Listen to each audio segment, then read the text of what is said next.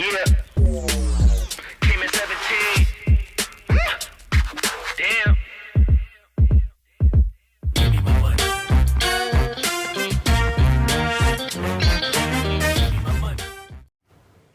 Hello and welcome. आज का अपना नया टॉपिक है भैया इकोलॉजी। ये अपना लास्ट एंड फाइनल टॉपिक है जो कि बायोलॉजी का सीडीएस का कंप्लीट सिलेबस हो जाएगा इसके बाद। ठीक है, तो इसमें आज हम क्या क्या करने वाले हैं, पहले मैं ये बता देता हूँ कि इसके जो क्वेश्चंस आते हैं मॉडरेट टू हाई लेवल के आएंगे।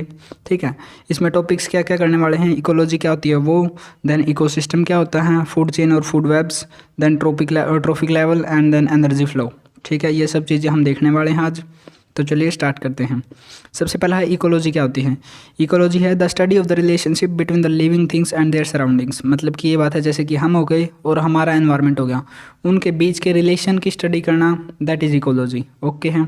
उसके बाद रामदेव मिश्रा जो अपने इंडिया में थे उनको फादर ऑफ द इकोलॉजी कहा जाता है इंडिया के अंदर। ठीक है, उसके बाद टर्म इकोलॉजी का जो फर्स्ट यूज़ किया था वो रीटर ने किया था, ये बात याद रखनी है। मतलब कि किन्होंने ये टर्म दी थी वो रीटर थे। ठीक है, उसके बाद इकोसिस्टम क्या होता है।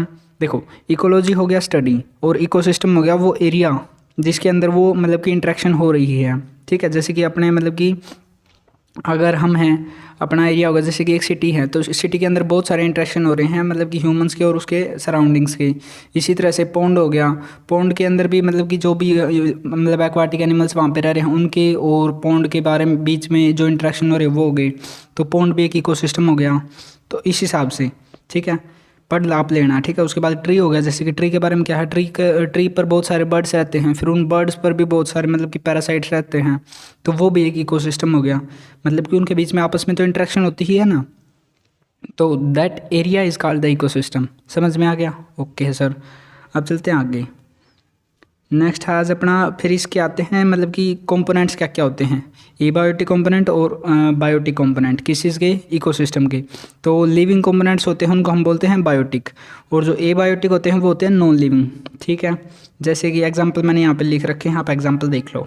उसके बाद नेक्स्ट अपना component of an ecosystem. Ecosystem के कंपोनेंट क्या क्या होते हैं, एबायोटिक फैक्टर और बायोटिक फैक्टर के अंदर डिटेल में।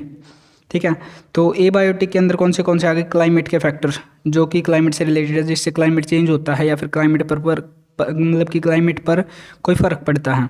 जैसे कि हो गया रेन हो गई, टेम्परेचर हो गया, या फिर हवा का बहना हो गया। ठीक है, उसके बाद क्लाइमेट का मतलब क्लाइमेट को इफेक्ट करने वाले मैंने नीचे भी लिख रखा है। उसके बाद है एडाफिक फैक्टर। एडाफिक फैक्टर में आगे सोइल होगी, उसकी पीएच हो गई, मिनरल्स वगैरह हो गई, टोपोग्राफी हो गई, मतलब कि जिस जगह की कंडीशन के बारे में बात हो रही है वहाँ पर। ठीक है, वहाँ की जगह कैसी है उसके बारे में हो गया। उसके बाद बायोटिक कंपोनेंट्स के अंदर तीन आते हैं, प्रोड्यूसर्स, कंज्यूमर्स एंड डिकम्पोजर्स। इनको डिटेल में हम आगे करने ही वाले हैं। ठीक है, चलो नेक्स्ट अपना बायोटिक कंपोनेंट। बायोटिक कंपोनेंट क्या होता है भैया, ये हम ऑलरेडी पढ़ चुके हैं कि भैया जो लिविंग थिंग्स होती हैं वो बायोटिक के अंदर आती हैं, प्रोड्यूसर, कंज्यूमर और डिकम्पोजर्स। प्रोड्यूसर कौन होते हैं, जो अपना खाना स्वयं बनाते हैं, तो वो तो हो गए प्रोड्यूसर्स, जो कि अपने ग्रीन प्लांट्स होते हैं, वही यहाँ पे मैंने पूरा लिख रखा है। ठीक है, क्या करते हैं, ऑक्सीजन और मतलब कि फूड अपना जनरेट करते हैं, तो वो प्रोड्यूसर हो गए। ठीक है, उसके बाद कंज्यूमर क्या करते हैं, कंज्यूमर में आ गए जो मतलब कि उसके बाद खाना खाते हैं। ठीक है, जैसे कि हम प्लांट्स पर निर्भर हैं तो हम भी कंज्यूमर हैं। ठीक है, और वैसे ही फूड चेन से समझ में आ जाएगा प्राइमरी कंज्यूमर कौन सा होगा, सेकेंडरी कंज्यूमर कौन सा होगा, उस हिसाब से वो आ जाएगा ट्रॉफिक लेवल में, समझ अच्छे से। ठीक है, बाकी यहाँ पर डिटेल में एक बार हम पढ़ भी लेते हैं।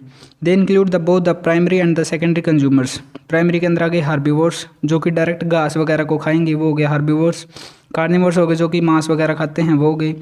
As the animals depends on the plants for their food, they are called the consumers. मतलब कि जो डायरेक्टली प्लांट्स पर मतलब कि डिपेंडेंट हैं अपने खाने के लिए, तो वो हो गए प्राइमरी कंज्यूमर्स, या फिर मतलब कि कंज्यूमर्स के अंदर आ गए। ठीक है, और सही बताऊं तो प्राइमरी कंज्यूमर्स हो गए।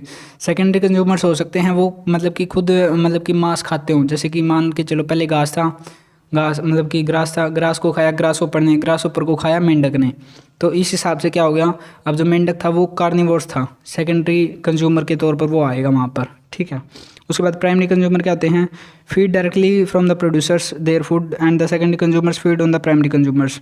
यही मैंने अभी बात बोली, पहले ग्रास, देन ग्रास ऊपर, देन मतलब कि जो अपना फ्रॉग हो गया वो। ठीक है, तो समझ में आ गया।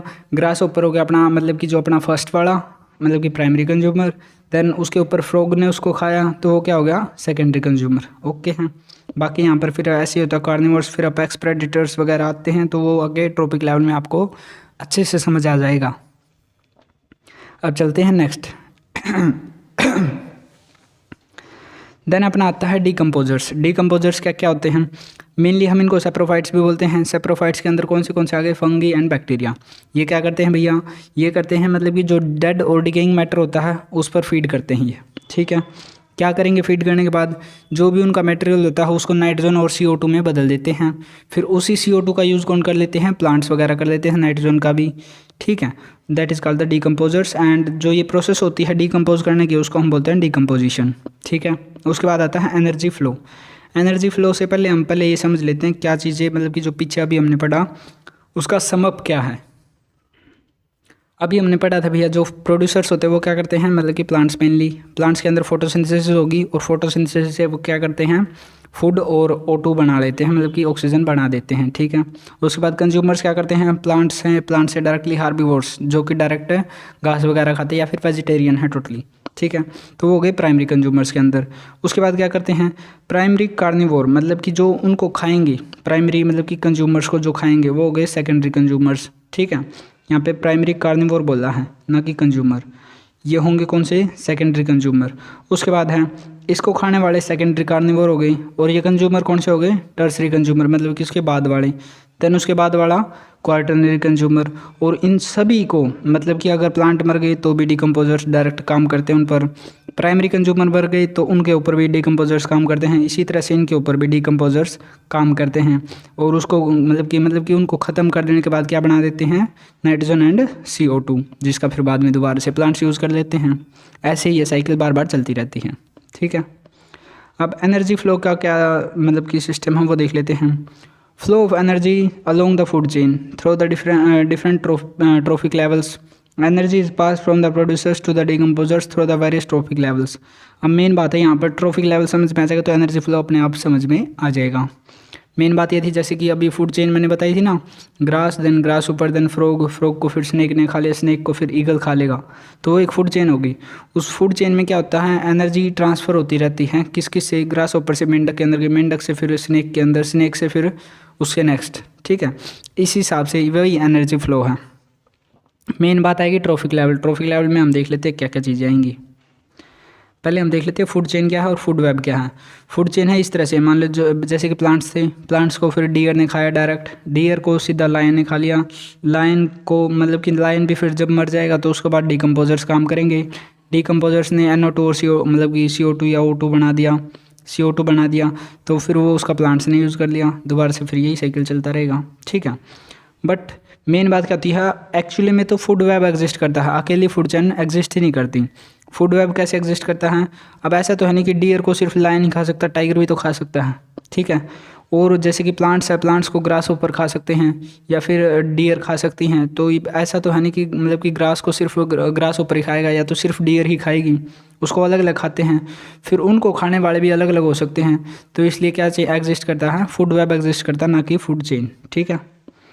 यहाँ पे जो भी लिख रखा है ये आपको इजीली समझ आ जाएगा, वही बात मैंने पूरी बता दी, ठीक है। मेनली इसको सम अप बोले तो intercrossing of the food chain is called food web, okay हैं। ये होते भैया ट्रॉफिक लेवल। ट्रॉफिक लेवल क्या है, बस ऐसे ही एक बार ये जो मतलब कि ऐसे मैंने बना रखना, ये एक बार हो गया, ये दूसरा बार, तीसरा, चौथा और पाँचवा, इन बार को ही हमने क्या बोला, ट्रॉफिक लेवल बोला, ठीक है। इसके अंदर मतलब कि इंक्लूडेड होते हैं कुछ स्पीसीज़, जैसे कि प्रोड्यूसर्स के अंदर आ गए प्लांट्स वगैरह की पूरी स्पीसीज़, ठीक है। ये हो गया अपना first tropic level. Then second के अंदर आ गए प्राइमरी कंज्यूमर्स जो इनके ऊपर फीड करते हैं। देन आ गए थर्ड ट्रॉपिक लेवल के अंदर सेकेंडरी कंज्यूमर्स जो मतलब कि प्राइमरी कंज्यूमर्स के ऊपर फीड करते हैं। देन आ गया फोर्थ ट्रॉपिक लेवल जिसके अंदर टर्सरी कंज्यूमर्स आ गए। देन अपने अपेक्स प्रेडिटर, अपेक्स प्रेडिटर के अंदर जो सबसे बड़े होते हैं, सबको खा जा सकते हैं, वो वाले वल्चर्स हो गए, ईगल्स हो गए, लायन, टाइगर्स वगैरह ये सब आ गए, ओके हैं। यहाँ पर भी मैंने लिख रखा है कौन कौन आ सकता है इनके अंदर, और इन सभी को कौन खा सकता है, डीकम्पोजर्स। बार बार वही लेवल मतलब कि बात रिपीट हो रही है। ट्रॉफिक लेवल क्या था, समझ में आ गया होगा, मतलब कि एक बार होता है, मतलब कि एक एरिया मान के चल लो जिसके अंदर मतलब कि ये स्पीसीज होती हैं, और फिर उससे नेक्स्ट जो खाएगा वो उससे नेक्स्ट ट्रॉपिक लेवल में आ जाएगा, ठीक है, इस हिसाब से, ओके है। फर्स्ट ट्रॉपिक लेवल में कौन होता है, प्रोड्यूसर्स टोटली, उसके बाद आता है फ्लो ऑफ एनर्जी का, मतलब कि आगे उसको मतलब कि एग्जैगरेट कर दिया या फिर बढ़ा के बता रहे हैं, ठीक है। The energy flow in the ecosystem is the important to maintain the ecological balance. The producer synthesize the food by the process of the photosynthesis. Main बात क्या है, अगर एनर्जी फ्लो नहीं होगा तो इकोलॉजिकल बैलेंस नहीं बन पाएगा, ठीक है। अगर मान के चलो जैसे कि अब वहाँ पे फ्रॉग वाली जो स्नेक को, मतलब कि देखो पहले अपने पास क्या क्या थे वो मैं लिख के बताता हूँ। जैसे अपने पास पहले प्लांट्स हैं, ठीक है सर, प्लांट्स के बाद डायरेक्ट ग्रास ऊपर था, ग्रास ऊपर के बाद फ्रॉग था, फ्रॉग को फिर स्नेक ने खाया और स्नेक के बाद ईगल था। अब मान के चलो अब ग्रास ऊपर को ही कोई दिक्कत होगी, मतलब कि ग्रास ऊपर ही मर गए बहुत सारे, तो फ्रॉग को कुछ खाने को नहीं मिलेगा और फिर फ्रॉग भी ख़त्म, फ्रॉग ख़त्म तो फिर स्नेक को कुछ खाने को नहीं मिला, वो ख़त्म, और फिर वो ख़त्म तो ईगल ख़त्म। इस हिसाब से मतलब कि अफेक्ट होंगे, सारे ख़त्म हों या ना हो वो पता नहीं, कह नहीं सकते, बट मेनली क्या होगा, अफेक्ट तो ज़रूर होंगे। तो यही चीज़ होती है इकोलॉजिकल बैलेंस, और ये इकोलॉजिकल बैलेंस बना रहेगा अगर एनर्जी फ्लो चलता रहेगा तो। लेकिन वो बिगड़ जाएगा कब, जब वो मतलब कि अगर किसी के बीच में भी प्रॉब्लम आती है तो, ठीक है। अब यहाँ पर हम पढ़ने वाले हैं 10% लो, जो कि मैंने लिखा हुआ है यहाँ पे नीचे, ठीक है। 10% लो के बारे में अब यहाँ पे बताने वाले हैं। क्या है मेनली 10% लो, आगे डायग्राम के हिसाब से भी समझ लेंगे, बट यहाँ पर स्टेटमेंट देख लो। The 10% law of the energy flow states that the when the energy is passed on the from one trophic level to the another trophic level. अभी हमने पीछे देखा था एक बार के अंदर एक ट्रॉपिक लेवल था, जैसे कि पहले प्रोड्यूसर, देन सेकेंडरी के अंदर मतलब कि फिर वो प्राइमरी कंज्यूमर्स आ गए, फिर उसके बाद tertiary secondary consumers, then tertiary consumers, वो वाली चीज़ें थी। अब उसके अंदर ही क्या होता है, इस एनर्जी का फ्लो होना, जैसे कि यहाँ पर मैं बना के दिखा देता हूँ, ये हो गए थे अपने, ठीक है सर। इस हिसाब से अपने पास क्या थे, ट्रॉपिक लेवल थे। फर्स्ट ट्रॉपिक लेवल के अंदर प्रोड्यूसर्स हो गई, ठीक है। देन सेकंड ट्रॉपिक लेवल के अंदर अपने आ गए मतलब कि प्राइमरी कंज्यूमर, उसके बाद आ गए अपने टर्सरी सेकेंडरी कंज्यूमर, देन अपने फोर्थ पे आ गए टर्सरी कंज्यूमर, और फिर उसके बाद एक और ऊपर अगर हम बनाए तो वो वहाँ पे आ गए थे अपेक्स प्रेडिटर, ठीक है, अपेक्स प्रेडिटर। अब इनके अंदर क्या क्या है, तो इनके अंदर क्या क्या है सर वो देख लेते हैं पहले हम। जैसे कि अब इससे प्राइमरी प्रोड्यूसर से डायरेक्ट इसके अंदर जाना, तो वो क्या होता है, एनर्जी का ट्रांसफ़र होगा, क्या है, जैसे अब यहाँ पे प्राइमरी कंज्यूमर है, उससे डायरेक्टली प्रोड्यूसर से, प्रोड्यूसर से प्राइमरी कंज्यूमर के अंदर जब एनर्जी जाएगी तो सिर्फ 10% एनर्जी ही जा पाएगी, और यही फ्लो ऑफ एनर्जी क्या बोलते हैं, इसी को 10% ला बोला है। 90% एनर्जी क्या हो जाएगी, यूज़ कर लेगा प्रोड्यूसर खुद के लिए। इसको डायरेक्टली डिटेल में आगे भी आपको समझ में आ जाएगा, यहाँ पर मैंने थोड़ा बहुत सम अप कर भी दिया है, ठीक है। अब चलते हैं नेक्स्ट में यहाँ पे देख लो, जैसे कि यहाँ पे मैंने दिखा रखा है कि यहाँ पे सन है, सन से प्लांट ने अपने पास एनर्जी ली, कितनी एनर्जी ली, 1000 किलो कैलोरी ली, मतलब कि, ठीक है, ओके सर। अब इसमें से जो 90% थी इसने खुद की यूज़ कर ली मेटाबॉलिज्म में, फोटोसिंथेसिस में, या फिर और भी ट्रांसपोर्टेशन वगैरह में, जाइलम फ्लोएम की मदद से जो ट्रांसपोर्टेशन करता उसमें, ये सारी 90% एनर्जी यूज़ कर ली, और 10% एनर्जी को क्या कर लिया इसने, सेव कर लिया, स्टोर कर लिया, ठीक है। अब किसी हार्बिवोर्स ने इस प्लांट को खाया, उसको कितनी एनर्जी मिली, इसकी 10%, मतलब जो ये टोटल सन से मिली थी उसका 10% ही मिला उसको। तो अब वो 10% मान के चलो उसको मिला सिर्फ 100 के, मतलब कि 100 किलो कैलोरी। अब यहाँ पे 1000 था, देन 100 किलो कैलोरी मिला, ठीक है सर। अब इसने भी क्या किया, 100 किलो कैलोरी में से 90% को तो खुद के लिए यूज़ कर लिया, अपना जो मेटाबॉलिज्म होता है उसके लिए, देन अपने 10% सेव की। फिर इसको जो खाएगा उसको भी 10% ही मिली, देन यहाँ पे 10 किलो कैलोरी ही मिली, और फिर इस 10 किलो कैलोरी का भी 90% इसने यूज़ कर लिया और 10% सेव किया, तो इससे नेक्स्ट को कितनी मिली, 1 किलो कैलोरी, मतलब कि इसका भी 10%। तो ऐसे ही नेक्स्ट टू नेक्स्ट लेवल में, ट्रॉपिक लेवल में क्या जाती है, सिर्फ 10% एनर्जी जाती है, वही यहाँ पे मैंने लिख रखा है, ठीक है। ये वाली भी चीज़ मैंने वही यहाँ पे समझा रखी है बस, ठीक है, ओके। अब आते हैं टाइप्स ऑफ इकोसिस्टम। इकोसिस्टम के टाइप कितने हैं, काफ़ी इजी चैप्टर है और थ्योरेटिकल है टोटली, तो यहाँ पर इतना डरने की बात नहीं है। अभी अपने को ये सारे भी डिटेल में नहीं पढ़ने हैं।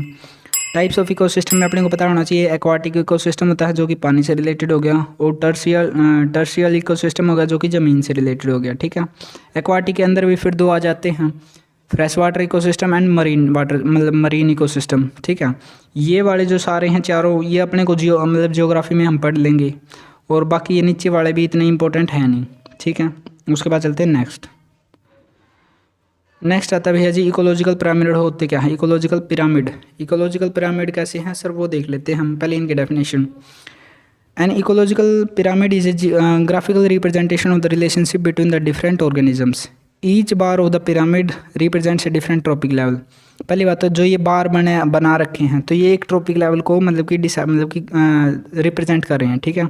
अब इसको ग्राफिकली रिप्रेजेंट करना तो वो क्या हो गए, इकोलॉजिकल पिरामिड हो गए, ठीक है सर। अब मेन बात क्या होती है, जैसे कि यहाँ पर हो क्या रहा है, अब यहाँ पर हो क्या रहा है, एक तो होता है अपराइट वाला, अपराइट इकोलॉजिकल पिरामिड, और एक होता है मतलब कि इन्वर्टेड इकोलॉजिकल पिरामिड। अब जो अपराइट वाला होता है उसमें सबसे नीचे वाले बार में या फिर सबसे नीचे वाले ट्रॉपिक लेवल में नंबर ऑफ जो मतलब कि नंबर जो होगा, कुछ भी बोल सकते हैं, यहाँ पर प्रोड्यूसर्स होंगे वो बहुत ज़्यादा होंगे, फिर उससे ऊपर जाएंगे घटते चलेंगे, और घट गए और घट गए और घट गए, इस हिसाब से घटते हुए जाएंगे। तो ये कौन सा होगा, अपराइट वाला। नंबर इन द लोवेस्ट बार, जो लोवेस्ट बार होगा उसमें सबसे ज़्यादा होंगे, मोर, एंड इनक्रे मतलब कि डिक्रीजिंग होते रहेंगे, घटते रहेंगे जब हम ऊपर जाएंगे, ठीक है। यही मैंने नीचे भी लिख रखा। सेम इसमें है, इसमें जैसे कि एक बर्ड है, सॉरी एक ट्री है, ट्री के ऊपर बहुत सारे बर्ड हैं, अब ऊपर जाते हुए नंबर बढ़ रहा है, मतलब कि बढ़ रहा है, सॉरी। तो उसमें कौन सा आ गया, ये इन्वर्टेड वाला हो गया। एक ट्री था, उस पर बहुत सारे बर्ड थे, उन बर्ड के ऊपर और भी बहुत सारे फिर पैरासाइट्स थे, और उन पैरासाइट्स के ऊपर फिर हाइपर पैरासाइट्स थे, और ऐसे ही बढ़ता रहेगा आगे भी। तो ये क्या होगा, एक ट्री इकोसिस्टम होगा। ये किसके अंदर आ गया, इन्वर्टेड के अंदर, इन्वर्टेड इकोलॉजिकल पिरामिड। पिरामिड आपको समझ में आ गए होंगे, अपराइट और इन्वर्टेड का क्या मतलब है, ओके है, ठीक है सर। अब चलते हैं नेक्स्ट। अब टाइप्स ऑफ पिरामिड भी मैंने यहाँ पर बता रखे हैं। ये अपना आ गया कॉन्सेप्ट मैप। कॉन्सेप्ट मैप के अंदर क्या क्या है भैया, अपना पिरामिड जो कि नंबर पर बेस्ड है, पिरामिड जो कि बायोमास पर बेस्ड है, और पिरामिड जो कि एनर्जी के फ्लो पर बेस्ड है, ठीक है। अब पिरामिड जो नंबर पर बेस्ड है, अपराइट और इन्वर्टेड, ये मैं अभी समझा कर आया हूँ। नीचे वाले में मतलब कि सबसे ज़्यादा होंगे, देन उससे ऊपर वाले में और कम, देन उससे ऊपर वाले में और कम, देन उससे ऊपर और कम, उससे ऊपर और कम, इस हिसाब से चलते रहेंगे, ठीक है। मोस्टली क्या होते हैं, मतलब इकोसिस्टम्स में होते हैं, सभी में यही अपराइट वाला मिलता है ज़्यादातर इकोसिस्टम के अंदर, ठीक है।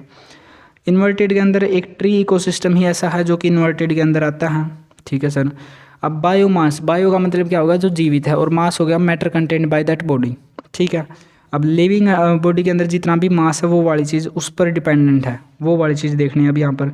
जैसे कि यहाँ पर भी है, सिंगल लॉन्ग ट्री था, उसके ऊपर बहुत सारे बर्ड्स थे, ठीक है। अब यहाँ पर क्या हो रहा है, मास जो है मतलब कि टर्शियर एंड एक्वाटिक इकोसिस्टम, ये अपवर्ड वाले में आ गया। अब यहाँ पर ऊपर जाते हुए क्या हो रहा है, मास घट रहा है, ठीक है। जैसे कि यहाँ पर था, ट्री में बहुत ज़्यादा मास था, देन बर्ड्स में उससे कम हो गया, देन पैरासाइट्स में उनसे भी कम हो गया, तो यहाँ पर हो गया अपराइट के अंदर।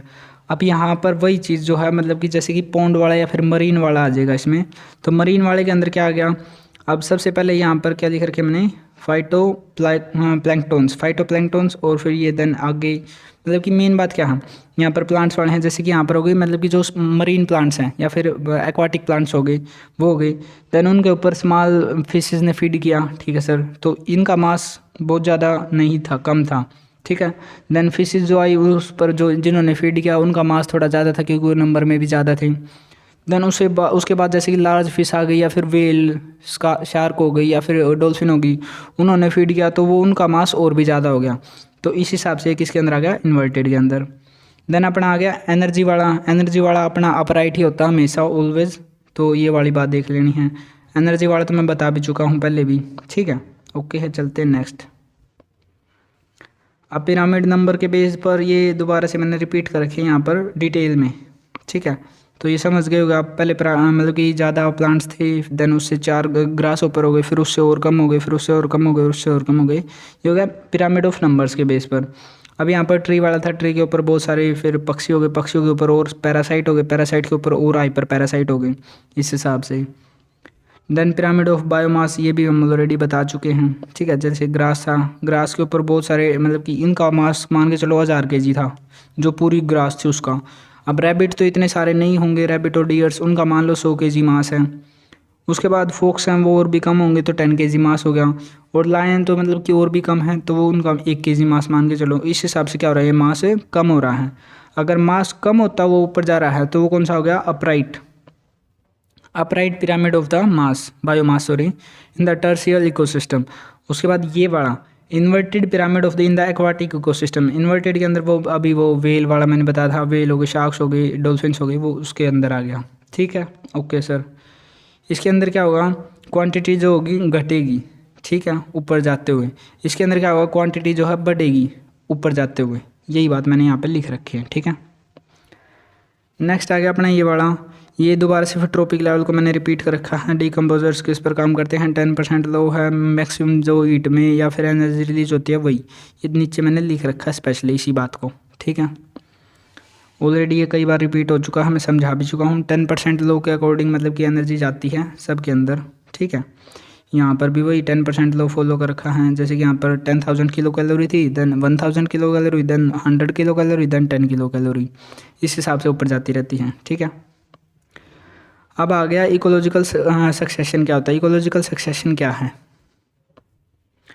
देखो सक्सेशन का मतलब क्या होता है, एकदम बेसिक से स्टार्ट करके बिल्कुल सक्सेस की तरफ बढ़ते चलना, ऐसा हम मान के चल लेते हैं, ठीक है। क्या हो गया, एकदम बेसिक से स्टार्ट करेंगे और सक्सेस की तरफ जाएंगे तो वो क्या हो गया, सक्सेशन हो गया। बट इकोलॉजिकल सक्सेशन क्या हो गया सर, इकोलॉजिकल सक्सेशन की हम यहाँ पर टाइम मतलब कि डेफिनेशन मैंने लिख भी रखी है तो वो देख लेते हैं एक बारी। Ecological succession is a series of changes that occurs in an ecological community over A time. मतलब क्या है, अपने आप को बेहतर करते हुए चलते हुए एक सीरीज होती है किसी चीज़ की, चेंजेस की, जो बदलाव उनके अंदर होते हैं वो, तो वही क्या होता है, इकोलॉजिकल सक्सेशन, ठीक है। अब यहाँ पर पूरा एक इकोसिस्टम बनने की जो स्टार्टिंग से एंड तक की जो प्रोसेस होती है उसको हम इकोलॉजिकल सक्सेशन भी बोल सकते हैं, ओके हैं। इसलिए मैंने यहाँ पे नोट में सम अप करके भी लिखा हुआ है।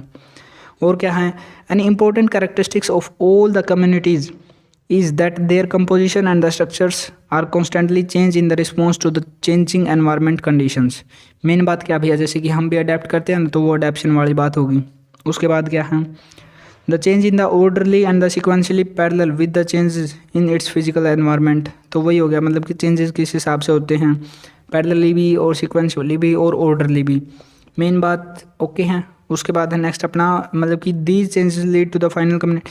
डायरेक्टली मैं बता देता हूँ, इसको समझने के लिए पूरा मैंने जो यहाँ पे लिख रखा है इसको मैंने सम अप करके भी आगे लिख रखा है तो वो बता देता हूँ मैं डायरेक्टली, आप इसको पढ़ लेना। ये देखो यहाँ पर डायग्राम से समझते हैं पहले हम।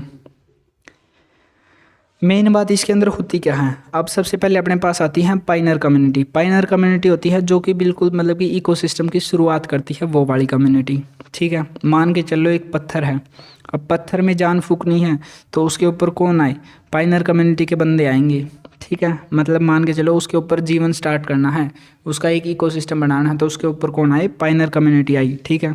ये जो पत्थर हो सकता है रॉक या फिर लावा पर बना हुआ, ऐसा कुछ भी मान के चल रहे हम, ठीक है। इसके ऊपर सबसे पहले आते हैं मोसेस एंड लिंचेस, ठीक है। बिल्कुल बेसिक से स्टार्ट करेंगे ये वाले बंदे एकदम, ठीक है। और ये स्टार्टिंग करेंगे, फिर थोड़े बहुत चेंजेस होते होते होते होते एट द एंड पर ऐसी स्टेज पर ये पहुंच जाएंगे जिसमें चेंजेस की आवश्यकता नहीं है, तो वो कौन सी होगी, क्लाइमैक्स कम्युनिटी, ठीक है। क्लाइमैक्स कम्युनिटी कौन सी होगी, जो कि अपने आप में इतनी मतलब कि क्या बोल सकते हैं, सक्षम हो चुकी है कि वो पूरी तरह से उसके अंदर चेंजेस की ज़रूरत नहीं है। हाँ, वो अपना अडेप्शन ज़रूर करती रहेगी, मतलब आगे जो फिजिकल चेंजेस होते रहेंगे एनवायरनमेंट में उसके अकॉर्डिंग, ठीक है। अब मेन बात एक और, यहाँ पर शेयर क्या होते हैं सर, शेयर होता है भैया जो बीच में जो स्टेजेस आते हैं ना, चेंजेस आते हैं तो उनको हम बोलते हैं शेयर, ठीक है। और जो बीच में अपनी जो कम्युनिटी बनेगी, जो शेयर की मतलब चेंजेस होते होते जो कम्युनिटी बनेगी उनको हमने बोला है सीरियल कम्युनिटी, ठीक है। यही मैंने यहाँ पे बिल्कुल डिटेल में लिख भी रखा है। इकोलॉजिकल सक्सेशन हो गया, क्लाइमैक्स कम्युनिटी हो गया और शेयर हो गया, टोटली मैंने यहीं पर यही लिख रखा। और शेयरल कम्युनिटी जो नीचे दिख रहा है आपको, ओके है, समझ आ गया होगा, अब तो ये डिटेल में बता दिया है पूरा। अब चलते हैं यहाँ पर नेक्स्ट अपना इकोलॉजिकल सक्सेशन। इकोलॉजिकल सक्सेशन मैंने यहाँ पर भी बता रखा है, प्राइमरी और सेकेंडरी ये दो भागों में बढ़ जाता है। फिर जो अब ये आगे वाला है ना उसकी डेफिनेशन या फिर उसका मतलब कि यहाँ पे एक्सप्लेनेशन डायग्राम से है, ठीक है। इसके अंदर क्या होता है, अब डायरेक्टली एक तो छोटा छोटा मैं डायरेक्ट बता रहा हूँ कि इसके अंदर जो प्राइमरी सक्सेशन होगा ना, प्राइमरी इकोलॉजिकल सक्सेशन, उसके अंदर सोइल पहले से नहीं होती। सोइल बनेगी, उस सोइल को ही बनने में काफ़ी ज़्यादा टाइम लग जाता है, किसके अंदर, प्राइमरी इकोलॉजिकल सक्सेशन के अंदर, ठीक है। यहाँ पर कुछ भी नहीं होता, बिल्कुल एकदम स्टार्टिंग से बात स्टार्ट होती है प्राइमरी इकोलॉजिकल सक्सेशन के अंदर, ठीक है, एकदम स्लो होता है। उसके बाद सेकेंडरी के अंदर क्या होता है, सेकेंडरी इकोलॉजिकल सक्सेशन के अंदर यहाँ पर पहले से ही ऐसा मान के चलो जैसे कि कोई जंगल था, हमने उसको जला दिया, अब वहाँ पर जो एनिमल्स वगैरह थे वो सब ख़त्म, लेकिन वहाँ पर सोइल तो है ना, वहाँ पर पहले से कुछ बसा हुआ भी था, तो अब हम क्या मान के चल रहे हैं, यहाँ पर सोइल है, सेडिमेंट्स हैं। यहाँ पर क्या होता है, ये थोड़ा फास्ट होगा, इसके ऊपर क्या होगा, ये कब बनते हैं, ये हमेशा तब बनते हैं जहाँ पर पहले कभी प्राइमरी मतलब कि इकोलॉजिकल सक्सेशन हुआ हो। ठीक है, इतनी बात समझ में आ गई। अब यहाँ पर सोइल वगैरह है तो यहाँ पर लाइफ जो होगी जल्दी पनपेगी या फिर जल्दी यहाँ पर इकोसिस्टम बनेगा। ठीक है, तो ये क्या हो गया, सेकेंडरी इकोलॉजिकल सक्सेशन। ओके है, यहाँ पर मैंने लिख रखा है, यहाँ पर पहले प्राइमरी सक्सेशन हो चुका होता है, यहाँ पर सोइल होती है, यहाँ पर सोइल नहीं होती। बिल्कुल ही बेसिक से स्टार्ट करना होता है इनको, और इनका कुछ बेसिक्स या फाउंडेशंस तैयार होती हैं ऑलरेडी। ओके है, ये इसलिए फास्ट होते हैं और ये इसलिए बिल्कुल ही स्लो होता है। अब यहाँ पर मैंने जो एग्जांपल्स लिख रखे हैं और ये जो लिख रखा है ये मैंने बता भी दिया है। जैसे कि अपना यहाँ पर प्राइमरी जो सक्सेशन होता है उसके एग्जांपल्स क्या क्या होते हैं, कूल्ड लावा हो गया, बार रॉक होगी, न्यूली क्रिएटेड पॉन्ड या रिजर्वोयर हो गया, बिल्कुल ही जो कि एकदम स्टार्टिंग ही की है उन्होंने वहाँ पर। और जो कि एस्टेब्लिश होते हैं ऑलरेडी, वो कौन से हो गए, मतलब कि जो पहले से ही होते हैं तो वो हो गए अपने सेकेंडरी वाले। ठीक है, यहाँ पर लिख रखा है secondary succession begins in the area where the natural communities have been destroyed. मतलब कि जैसे मैंने अभी जंगल वाला बताया था कि वहाँ पर पहले से थे और अब उनको डिस्ट्रॉय कर दिया गया था और फिर दोबारा से वहाँ पर इकोसिस्टम तैयार हो रहा है, तो वो हो गया सेकेंडरी सक्सेशन के अंदर आएगा। ठीक है, अब यहाँ पर क्या आ गया, the first species that comes into the existence during the primary succession is known as the pioneer species. अब जो वहाँ पर पोइनर कम्युनिटी मैंने बोला था, वो पोइनर कम्युनिटी थी क्या सर, वो स्पीसीज मतलब कि वो स्पीसीज थी या फिर वो कम्युनिटी थी जो कि एकदम स्टार्टिंग करती है किस चीज़ की, कोई भी इकोसिस्टम की। ठीक है, तो वो कौन सी आ गई, pioneer species. Mosses and lichens are the इसके एग्जाम्पल थे। ठीक है, यहाँ पर मैंने लिख रखा है are the first species that to inhabit an area. मतलब कि जो उस एरिया में स्टार्टिंग करते हैं वो वाले हो गए, इनहेबिटेट करते हैं। They make the area suitable for the growth of the larger species such as the grasses, shrubs and the finally trees. अब वहाँ पर ये क्या करेंगे, इकोसिस्टम को तैयार करने के लिए, बाकी चीज़ों की ग्रोथ जल्दी हो सके उसके लिए क्या करेंगे, सुटेबल एनवायरनमेंट तैयार करेंगे। ठीक है, पोइनर स्पीसीज के एग्जाम्पल हो गए बैक्टीरिया, लिंचेस, मोसिस एंड द फंगी। ठीक है, पाइनियर बोलते हैं इसको, पोइनर या पाइनर जो भी आप बोलना चाहें, प्रोनाउंसिएशन पर तो हम बोलते नहीं ज़्यादा। ठीक है, अभी इस पेज पर क्या है, टाइप्स ऑफ सीयर्स हैं। सीयर्स क्या थे, जो बीच वाले चेंजेस वाली जो सीरियल कम्युनिटी होती थी, मतलब कि जो बीच में कम्युनिटीज़ बनते थे वो, और सीयर्स क्या होते थे, जो चेंजेस होते हैं वो। ठीक है, अब हाइड्रोस्फीयर्स, इनको याद करना बहुत ही ज़्यादा इजी है। हाइड्रो का मतलब पानी, तो एक्वाटिक हैबिटेट में जो भी सक्सेशन होता है वो। जीरो सीयर कौन सा होता है, success in the dry habitat. Zero से याद रखो, जीरो कहाँ पर होता है, मेनली अपने राजस्थान में मान के चलो, जीरो पानी वहाँ पर क्या है, जीरो पानी, तो ड्राई हैबिटेट के अंदर। लिथो का मतलब होता है ज़मीन से रिलेटेड, तो बेयर रॉक सरफेस हो गया। उसके बाद आता है यहाँ पे ये वाले याद रखना पड़ता है, सामो सीयर कौन सा आ गया, यह आएगा अपना सैंडी एरियाज़ के अंदर, जो इसमें मतलब कि रेतीला एरिया हो गया। हेलो सीयर्स के अंदर आप कैसे याद रखेंगे, हेलोजन्स, अगर आपने केमिस्ट्री पढ़ी है तो हेलोजन के अंदर अपना साल्ट वगैरह आता है NaCl, Cl, वहाँ से क्लोरीन का उठा लेना हेलोजन। ठीक है, ये अगर नहीं समझ आया तो केमिस्ट्री पढ़ने के बाद आपको इजीली समझ आ जाएगा जो मैंने अभी बताया। ठीक है, succession started in the saline soil और वाटर, ये किसी के अंदर भी स्टार्ट हो सकता है, पानी के अंदर भी, मतलब कि जहाँ पर भी ये नमकीन वगैरह चीज़ें होती हैं वो। ठीक है, सेनाइल हो गया, माइक्रो ऑर्गेनिजम्स और डेड मैटर्स पर जो सक्सेशन होता है वो हो गया। ईओसीयर हो गया, development in the vegetation in an era, वो हो गया। ठीक है, अब उसके बाद हम कहाँ पर आ गए हैं, इंट्रैक्शन बिटवीन द ऑर्गेनिजम्स, मतलब कि ऑर्गेनिजम्स के बीच में जो जो इंट्रैक्शंस होते हैं वो किस प्रकार के होते हैं। अब जो ये इंट्रैक्शन है 5 टाइप के हैं, कंपटीशन एंड द प्रेडिएशन हम बोल सकते हैं, कंपटीशन होता है या तो प्रेडिएशन बोलते हैं। प्रेडिएशन से प्रेडिटर याद रहना चाहिए, जो कि शिकारी होता है, प्रेडिटर। ठीक है, उसके बाद है कम्युनलिज्म, उसके बाद है पैरासाइटिज्म, या तो म्यूचुअलिज्म या तो अमेंशलिज्म। ठीक है, ये वाली सारी चीज़ें हैं जो कि 5 टाइप की हैं। इन 5 को अपने को डिटेल में पढ़ना है और अपना लेसन यहाँ पर मतलब जो चैप्टर है ये ख़त्म होने को हो जाएगा। ये इस डायग्राम से समझ लेते हैं, बाकी अपने को ईजिली जो फिर भी लिखा हो वो ईजिली समझ आ जाएगा इनके बारे में। जैसे कि स्पीसीज ए है और स्पीसीज बी हैं। अब यहाँ पर बेनिफिट को लिखूंगा मैं पॉजिटिव से, और यहाँ पर भी बेनिफिट को पॉजिटिव से, और जो नो इफेक्ट होगा वहाँ पे लिखा होगा 0, और अगर कहीं पर भी हार्म होगा तो वहाँ पर लिखा होगा नेगेटिव। ठीक है, यहाँ पर मैंने दिखा भी रखा नीचे। अब देखो, दोनों को बेनिफिट हो रहा है, मान के चलो 2 स्पीसीज एक दूसरे के साथ रह रही हैं और उन दोनों को बेनिफिट हो रहा है, तो वो कहाँ पर होगा, वो होगा म्यूचुअलिज्म। म्यूचुअलिज्म के अंदर यहाँ पर एग्जांपल मैंने दिखा भी रखा है, जैसे कि फ्लावर हो गया। अब फ्लावर के ऊपर जो बी बैठेगी, मतलब कि जो मधुमक्खी बैठेगी, तो उससे क्या फ़ायदा होता है, दोनों को फ़ायदा होता है। जो मधुमक्खी होती है उसको क्या मिल जाता है, नेक्टर मिल जाता है, मतलब कि उसका खाने का जो मतलब कि या फिर उसको जो शहद बनाना होता है उसके लिए नेक्टर मिल गया। और प्लांट को जो फ्लावर है उसको क्या फ़ायदा होता है सर, उसका पोलिनेशन हो जाता है। पोलिनेशन नहीं पता तो आप पिछले वीडियो देख के आओ, पोलिनेशन क्या होता है समझ में आ जाएगा ईजिली, ठीक है। उसके बाद अपना वैसे मैं डायरेक्टली बता देता हूँ, पोलिनेशन प्रोसेस है जो कि रिप्रोडक्शन के काम आती है प्लांट्स के अंदर। उसके बाद नेक्स्ट अपना कम्युनलिज्म। कम्युनलिज्म के अंदर क्या होता है भैया, एक को तो बेनिफिट होता है और एक पर कोई इफेक्ट नहीं पड़ता। जैसे कि व्हेल के ऊपर मतलब कि कोई भी एक छोटा एक्वाटिक एनिमल जाएगा, ठीक है, वो उस पर बैठकर बहुत सारी मतलब कि या फिर उसको बोलते हैं रॉक बेयर होता, पता नहीं क्या होता वो मान के चलो कोई एक्वाटिक एनिमल है छोटा जो कि व्हेल के ऊपर बैठ गया।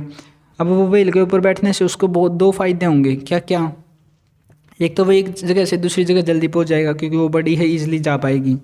दूसरा उसको मतलब कि मतलब कि सेफ्टी मिलेगी क्योंकि व्हेल के पास वैसे भी कोई नहीं आएगा उसको मारने के लिए, तो बिल्कुल भी नहीं आएगा, ठीक है। तो उससे क्या हो गए, उसको तो दो फायदे हो गए और व्हेल को कोई नुकसान भी नहीं हुआ, तो उस पर नो इफेक्ट रहा, तो इसलिए क्या हो गया ये कमेंसलिज्म। उसके बाद आता है पैरासाइटिज्म। क्या होता है, पैरासाइटिज्म हो गया अपना मतलब कि हम मच्छर वाला ले सकते हैं, जैसे कि हम हो गए और मच्छर हो गया। अब मच्छर को तो खून मिल जाता है, उसको तो हो गया बेनिफिट, ठीक है, और अपने को हो गया हार्म क्योंकि हम बीमार हो सकते हैं। उसके बाद एक न्यूट्रलिज्म होता है जिसमें दोनों ही स्पीसीज़ पर कोई इफेक्ट पड़ता ही नहीं है। उसके बाद आता है एमेंसलिज्म। एमेंसलिज्म के अंदर क्या होगा भैया, एक को तो इफेक्ट पड़ता ही नहीं है और दूसरे को हार्म हो जाता है। कैसे, जैसे कि मान के चलो अभी कोई भैंस होगी या फिर गाय होगी, कैटल जिसको हम बोलते हैं इंग्लिश के अंदर, ठीक है। अब वो ग्रास के ऊपर चल रही है तो उससे क्या होगा, ग्रास तो अपना मतलब कि चल रही है तो उसको ग्रास को खा भी जाती है या तो टूट सकती है, मतलब कि ग्रास पर चलेगी तो क्या हो जाती है, ग्रास दब जाती है, टूट जाती है, ख़त्म हो जाती है, ठीक है। तो उससे क्या होगा, ग्रास का तो नुकसान हो गया बट कैटल को कोई फ़र्क नहीं पड़ा, ठीक है। उसके बाद आ गया हार्म और हार्म दोनों के अंदर, तो उसके अंदर आ गया कंपटीशन या तो प्रेडिएशन जो हमने पीछे बोला था। जैसे कि अब दो शेर हैं एक दूसरे के साथ लड़ेंगे तो दोनों को ही हार्म होगा, ठीक है। अब ये जो मैंने लिख भी रखे हैं इसलिए आपको समझ में आ जाएंगे क्या लिखा हुआ है। अब आते हैं बायोडाइवर्सिटी कंजर्वेशन पर। ये भी हो गया पैरासिटिज्म, कम्युनलिज्म, ये पूरे हो चुके हैं। Biodiversity conversation. अब बायोडाइवर्सिटी क्या होती है ये आपको पता होगा। मेनली ये है कि भैया जो भी जीव जंतु एक दूसरे के साथ रहते हैं उनको एक दूसरे से मतलब एक दूसरे से नहीं मतलब कि उनको बचाना है, तो वो आ गया अपना बायोडाइवर्सिटी कंजर्वेशन। अब क्या है, इसके दो टाइप हैं। इन मतलब कि कंजर्वेशन का मतलब होता है बचाना, ठीक है, ये वाला आप पढ़ लो, कोई दिक्कत वाली बात नहीं, इजी लैंग्वेज में मैंने लिख रखा है। इन सिटू कंजर्वेशन होता है और एक होता है एक्स सिटू कंजर्वेशन। अब इन सिटू कंजर्वेशन क्या होता है, इसके अंदर होता है भैया उनको अपने ही नेचुरल हैबिटेट में रखा जाता है और तब उनको बचाया जाता है, ठीक है। It involves the protection and the conservation of A variety of the animals and the plant species in its natural habitat. मतलब कि जैसे वो जंगल में थे वैसे ही रहते हैं, उनको वैसे ही रखा जाता है और उनको कंजर्व किया जाता है वहीं पर, ठीक है, उनको बिना कोई भी छेड़छाड़ किए। जैसे कि अपने इसके अंदर क्या कहते हैं, बायोस्फीयर रिजर्व हो गया, हॉटस्पॉट हो गई, नेशनल पार्क्स हो गए, सेंचुरीज हो गई और वाइल्ड लाइफ फॉरेस्ट हो गई, ठीक है। उनके मतलब कि इनसाइड देयर नेचुरल हैबिटेट के अंदर ही उनको अपना क्या किया जाता है, मतलब कि क्या कंजर्व किया जाता है, वो वाली चीज़ होगी। ओके है एकदम, ठीक है सर। अब आता है नेक्स्ट अपना एक्स-सिटू, मतलब कि जो अपना आ गया एक्स-सिटू कंजर्वेशन। एक्स-सिटू कंजर्वेशन के अंदर वो हो गया कि उनको जो है उनके नेचुरल हैबिटेट से उठाकर जहाँ पर उनको खतरा था वहाँ से उठाकर उनको कहाँ ले जाया जाता है, एक अलग जगह पे ले जाकर उनको कंजर्व किया जाता है, तो वो हो गया अपना ex situ conservation. It involves the protection and the conservation of the rare species of the animals like जो मतलब ऐसे मान सकते हैं जैसे टाइगर हो गया, ठीक है। Rare species of the animals, जैसे टाइगर अब ख़त्म होने वाले हैं या फिर एक्सटेंट होने वाले हैं, तो उनकी स्पीसीज़ को बचाने के लिए उनको क्या किया जाता है, उनको कई जू वगैरह में ले जाते हैं ताकि वहाँ पर उनकी अच्छे से देखभाल हो, ठीक है। नेशनल पार्क्स वगैरह में अलग से होते हैं बट अलग से भी रखा जाता है उनको, जू वगैरह में हो गया। एक्वारियम के अंदर फिश वगैरह को रखते हैं ताकि उनको बचाया जा सके, तो वही चीज़ होगी, उनको नेचुरल हैबिटेट में नहीं रखा, उनको एक अलग से एनवायरनमेंट बना के दिया गया जिसके अंदर उनको रखा जाता है, ठीक है। आउटसाइड देयर नेचुरल हैबिटेट, मतलब कि उनके नेचुरल हैबिटेट से उनको हटाकर फिर रखा गया है, वो हो गया। अब आते हैं नेक्स्ट अपना बायोडाइवर्सिटी क्या होती है, बायोडाइवर्सिटी हॉटस्पॉट क्या होते हैं। अब हॉटस्पॉट से क्या मतलब है, मोबाइल वाला हॉटस्पॉट नहीं, मोबाइल वाला हॉटस्पॉट को छोड़ दो, मेन बात है हॉटस्पॉट क्या है, जहाँ पर अर्जेंट नीड है किस चीज़ की, कंजर्वेशन की। अब जैसे कि हिमालयाज़ हो गई, वेस्टर्न घाट्स हो गई, आइडोबर्मा रीजन हो गया और सुंडालैंड हो गया। सुंडालैंड कहाँ पर है, ये अपना है अंडमान निकोबार द्वीप समूह में, ठीक है। वहाँ पर क्या हो रहा है सर जी, वहाँ पर ऐसा है भैया, जैसे कि अब वहाँ पर ह्यूमन का जो है इंटरफेरेंस वहाँ पर बढ़ रही है, वहाँ पर हिमालयाज़ पर भी जा रहे हैं, वेस्टर्न घाट्स पर भी जा रहे हैं और अंडमान निकोबार द्वीप समूह, इन सभी में मतलब कि ह्यूमन्स जा रहे हैं और वहाँ पर क्या कर रहे हैं, जो भी मतलब कि वहाँ पर बायोडाइवर्सिटी है उसको इंटरफेयर कर रहे हैं, उसके अंदर मतलब कि प्रॉब्लम क्रिएट हो रही है। तो वहाँ पर क्या हो रहा है, उससे एक्सटेंशन हो रहे हैं कई स्पीसीज़ के, तो वो हो गया, इसलिए उनको बायोडाइवर्सिटी हॉटस्पॉट बोला गया है। हॉटस्पॉट क्या है दोबारा से फिर से, कि जहाँ पर अर्जेंट नीड है, अर्जेंट केयर चाहिए उनको किस चीज़ की, कंजर्वेशन की, ठीक है, समझ आ गया होगा। तो यहाँ पर अपना पूरा जो बायोलॉजी का सिलेबस होता है CDS के लिए वो हो गया अपना कंप्लीट। नेक्स्ट हम साथ साथ में मतलब कि केमिस्ट्री करेंगे, और केमिस्ट्री को अगर हम साइड करके चलेंगे तो पहले हम ट्राई करेंगे कि हम इकोनॉमिक्स का सिलेबस करेंगे, जल्दी होगा वो, ठीक है, थोड़ा ही सिलेबस है, 5-7 वीडियो में वो कंप्लीट हो जाएगा, ठीक है। और केमिस्ट्री को होगा तो जल्दी मतलब कि मैं स्टार्ट करूँगा केमिस्ट्री के साथ में ही, ठीक है। Thank you so much, till then keep learning keep going. तो अब बात करते हैं आपको PDF कब और कैसे मिलेगी। तो मैं सबसे पहले बता दूं कि PDF फ्री नहीं है, एक पेज का 1 रुपये है भैया, ठीक है। अगर मान के चलो कोई PDF है जो 10 पेजेस की है तो आपको 10 रुपये पे करने हैं, अगर कोई 5 पेजेस की है तो आपको 5 रुपये पे करने हैं, ठीक है। पेमेंट डिटेल्स कैसे हैं वो यहाँ पे देखते हैं। ये मेरा यूज़र नेम है टेलीग्राम का, यहाँ पे आप जाइए, यहाँ पे मैसेज कीजिए, मैसेज करने के बाद मैं आपको गूगल पे फ़ोनपे की डिटेल्स दे दूँगा, वहाँ पे आप पे करना, उसके बाद मैं आपको PDF जो है टेलीग्राम पर ही सेंड कर दूँगा, ठीक है। Thank you so much.